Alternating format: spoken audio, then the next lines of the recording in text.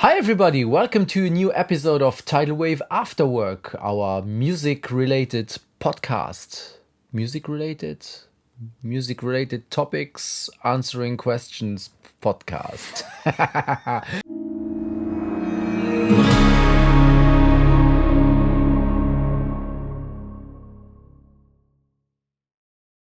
Okay, we answer questions and we start right away. Okay. Will Beeman Jr. is asking, Hi Will, how should I charge clients? By hour? By day? By night. By night? Yeah, hey, I know engineers, they work At night. at night. Yeah. For mixing, I would say I have like a more or less fixed rate for mixing a song, and then it just like the last couple of percent is like the experience, the raw tracks. Do I have to do editing? Is it edited already? Is it maybe an album? Is it 10, 20, 30, whatever, 100 songs? And yeah, then this will also flow into my rate. But I don't make any difference other than that. If you send me an acoustic song that is 2 tracks, or if it's an orchestral metal whatever, It's all the same rate.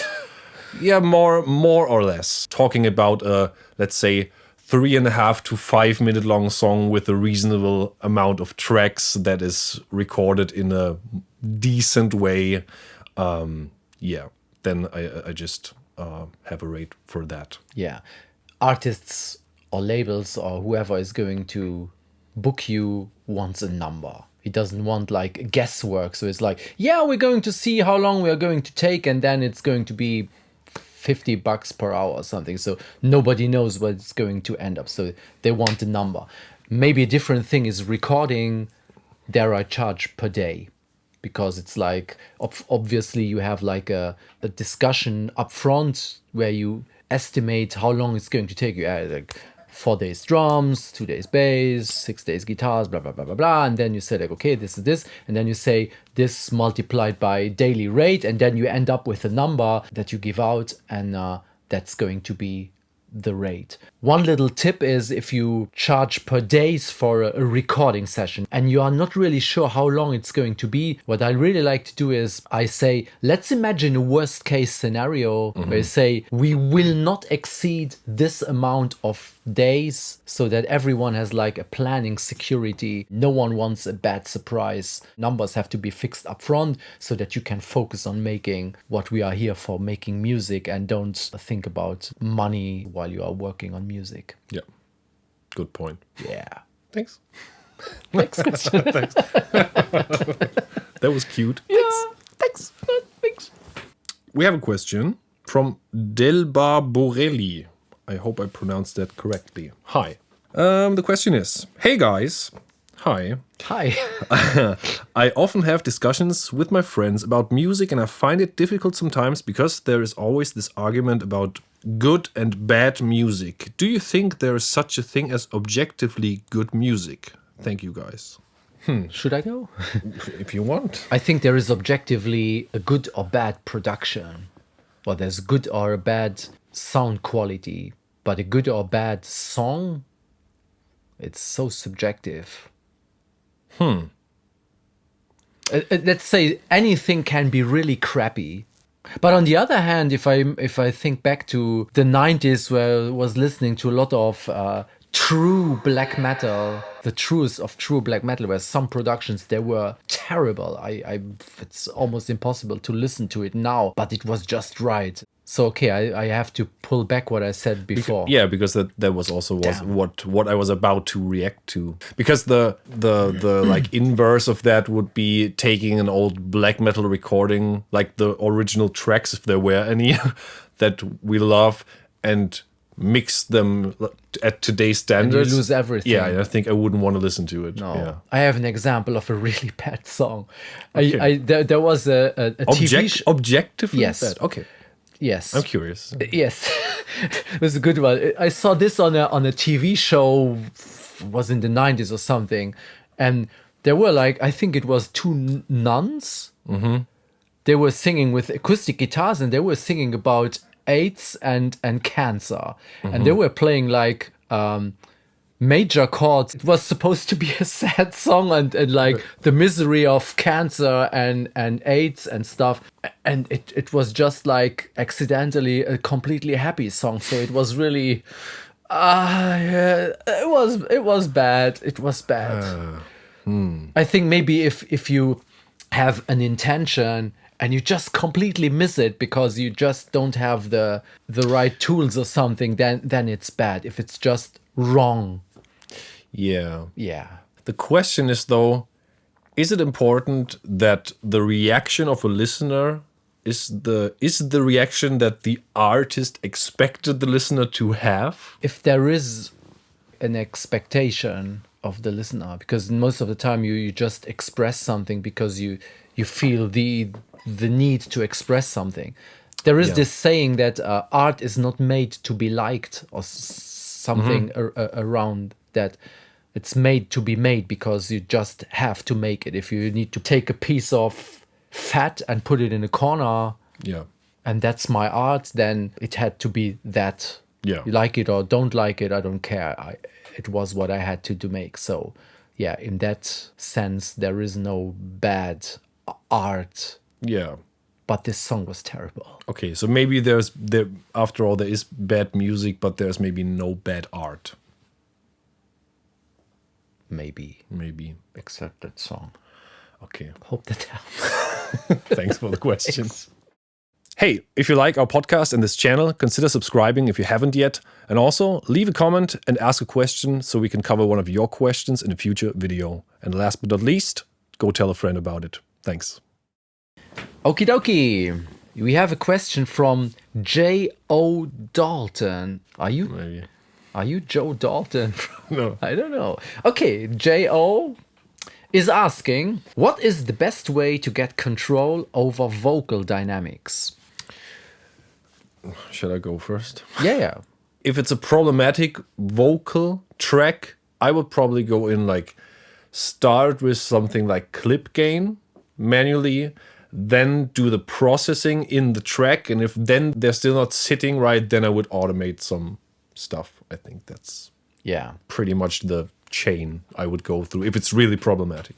Can I add a secret thing that I discovered over the last year since I'm using spectral editing? I found that very often a really loud vowel, most of the time, is not loud in itself, but often there is one frequency that is resonating so that this vowel is just poking out. And I go in spectral editing and just lower this one frequency that is really, well, you could do this with an EQ that is automated, but I like to, with clip gain, it's in the track then, and you feed this thing then into compressor, and often it's really you have especially if the vocal is maybe recorded in a resonant room or the voice has some funky resonance, just removing this resonance and you already see the waveform, whoop, it's going down, and so you're not feeding this stuff into a compressor or something and getting some pumping effect. So this is like a secret weapon. Great. Yeah. Good question. Yeah. Thanks.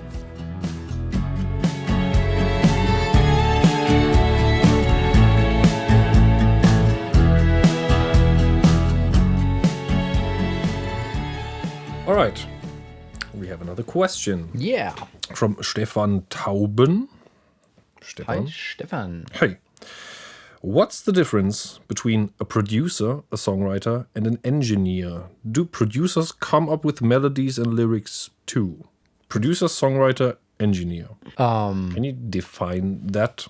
First of all, there is the order in which things happen. The songwriter comes first. And then if you're going to produce and record it, then if you have a separate producer and engineer, they work hand in hand and work on the production. So most of the time, if you have this classic arrangement of producer and engineer, then engineer is the guy turning knobs and setting up microphones and plugging in cables and stuff, doing the technical stuff, and the producer is in the classical way the one taking, it's like the director at film is the one taking creative overview over a project, influencing performance, doing the management of the whole production, booking session musicians, deciding when we are going to do which part of the production. Like, how do you say, like project manager and artistic director of a production. And the engineer is basically the one turning the knobs. Sometimes the artists, especially if it's younger bands or something, they confuse the roles of engineer producer. They think, yeah, this is our producer, when in fact I was just the engineer. I was recording everything, mixing it, and that's it. I didn't take influence into the creative part that much. But sometimes it is. Sometimes the roles are just like slipping. You are engineer, and then you, for some things, you get into the producer role, and then you slip out again and are only the engineer again. So it's, I think that's... Yeah, covers the question. That covers the question. Cool. Thank you. Thanks, Stefan. All right. Mike Bannon, hi Mike, Hi, Mike. is asking, if a band has to play to a click track, how do I find the right tempo? I would say the easy answer would be if the band doesn't know and if you don't know and there's no like demo or anything, if there's a chance, let the band play. Let them play through a song or maybe even twice, and then you just take like an average of this. And then there's like tech on the technical side, there's different ways to do this. I mean, the very easy way would just be take like an app, like a metronome app that they like there's thousands of them. They have like tempo function.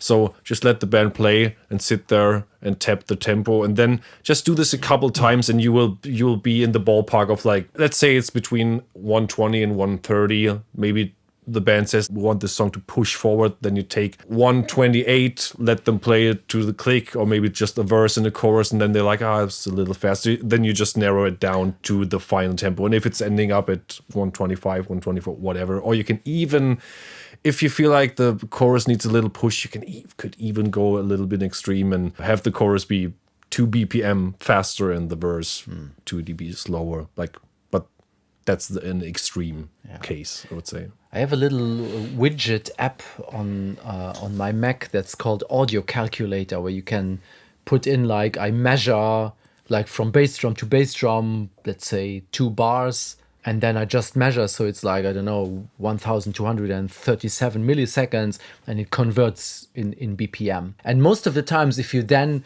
try out the click, I think, did you mention that if you try out the click, you feel if the band is dragging or if it's rushing, and you feel like, okay, we need to adjust a tiny bit, or you just ask them, does that feel right? And if it does, cool. And if not, then you just adjust by little increments until you find it. Yeah. And the last thing I would add to that, if you ask the band if it feels fine or not, make sure that they get a chance to listen what they just played, because for a musician, and especially in like a stressed studio situation, because you are like a little excited, it's very crucial to differentiate between how does it feel when I'm playing and how does it actually sound, because what feels like rushing could, when you then listen to it while sitting down and be relaxed, could be the right tempo. So that's a very bonus thing to consider. That's a very good one. Yeah. I think that pretty much sums it up. Cool. Thank you. Cool question. Yeah, thanks.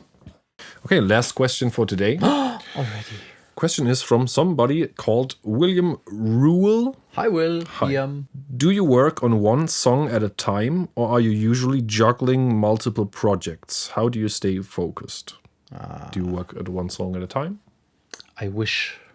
I have a folder that's called Projects in Work. Mm-hmm. And there is never only one project in there. Usually there is already projects in that folder for sessions to come, because I don't know, either I had the demos in there or I already have the files checked for mix then. But unfortunately, most of the time I have multiple projects that are running in parallel. Yeah. And it's not really easy, because let's say I take a week and I work on an album, and then I have to wait for feedback, for revisions, for example. Meanwhile, I don't sit there and wait until I get the revisions, but I start already something else. And then sometimes you can have as much experience as one. I've worked on over 2,000 songs. So that's a lot, and I most of the time I guesstimate pretty well how long it will take me to do something, but then I'm wrong, and it takes me longer or shorter, and I start with something earlier, or something gets delayed, and things start to get a little bit messy. So it's just what it is. What you should do is leave space in your calendar for this unexpected stuff. So if things start to cross paths, that you still have room to come back for revisions if you didn't finish exactly where you planned to finish. Yeah. Sometimes I find it's very challenging if you know that stuff get mixed up, and this is not just my fault then, because sometimes like you get tracks to mix, and then while you're working on it you find out that something doesn't work, or something, I don't know, they have a corrupted file, something is just fishy, and you to call the artist and say, we need to work on something, and then you have to wait for something, and then you are stuck there, and you wait, but you cannot work like this in a commercial studio. You have to keep rolling. Yeah. So, and then you work on something else, but then you just have to wrap your head around switching from mood to mood and from thing to thing. It's challenging, but it also is interesting, because it's never boring. Yeah, it's never boring. It's never boring. Cool. Good question. Yeah, absolutely good question. Yeah. Yeah, I think that's it for today. Yeah. Thank you all for these great questions, and for sticking with us until the end of this episode. If you liked it, please leave us a like, a little comment, subscribe to the channel if you haven't. So I have seen that there are many first viewers on many videos, not just here, but it's like many people watch videos and they haven't subscribed. So if you haven't, please do so. And hopefully see you next week with the next episode. Yes. Bye-bye. Bye-bye.